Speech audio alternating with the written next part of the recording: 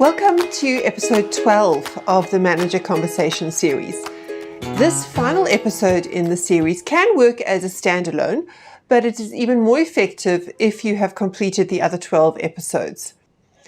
Essentially, the focus of this episode is on team conversation on what activities we as a team need to start, stop, or continue to do in order to be effective as a team.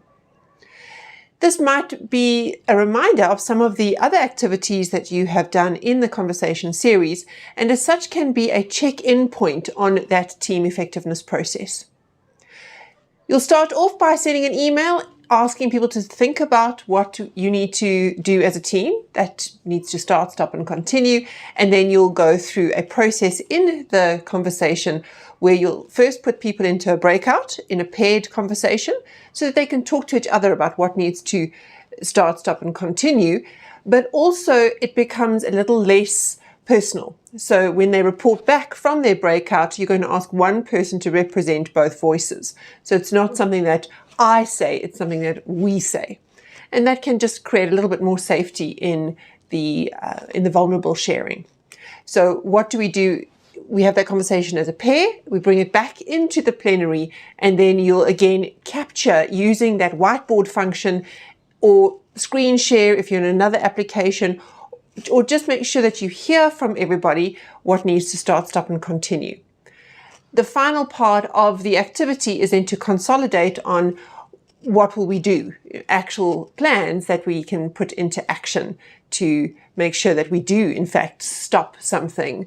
It might be a meeting that is no longer effective, or we need to start something which maybe could be we always put cameras on when we are online.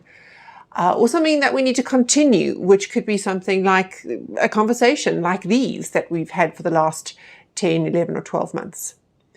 So you want to get as practical as possible. It's always, for me, a little frustrating when you have these kind of activities and we start things like we have to continue being friendly, because it doesn't really give you anything specific.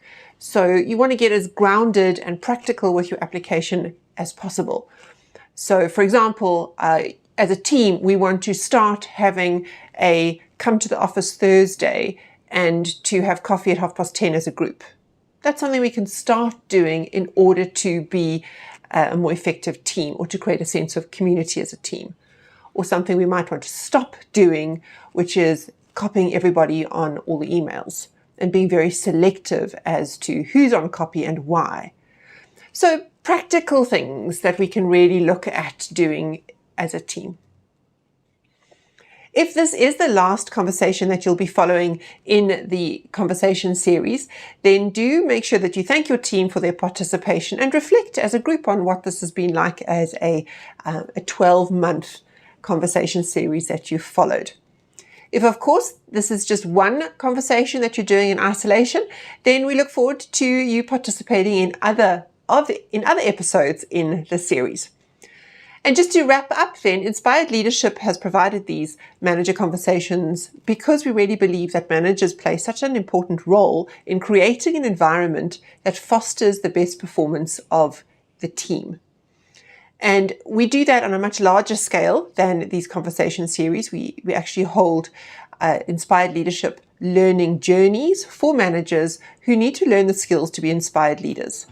So these are the behaviors that we've started to just touch on in the conversation series. And we'd love to share more about what we do in order to deepen your skill set, to grow your mindsets, and really equip you as a manager to be an inspired leader.